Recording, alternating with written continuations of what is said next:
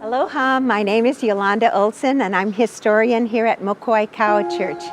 And we are thrilled because we're Hawaii's first founded church. There were 12 company of missionaries altogether that came to Hawaii, but after the 12th company, the American Board of Commissioners for Foreign Missions there in New England decided that the place had been Christianized. And so they stopped sending missionaries.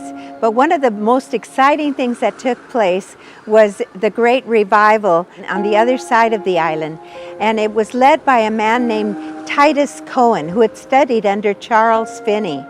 And he was a great revivalist preacher. This man wore out his shoes, walking all over the island. And whenever he would approach a village, he would preach the gospel for hours. And there were services almost continuously going on. One of the great signs of the Great Revival were the fact that even the children were filled with the Spirit of God. And there was no time yet. You couldn't go into the fields and find children crying and praying to the Lord and singing His praises. It was another evidence was whenever he would lead someone to Christ in a village, he would write down their names.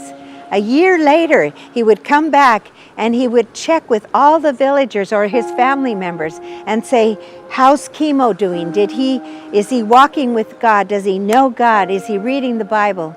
And they would give a report. And if he was not showing evidence of a conversion, then he would cross their names off the list.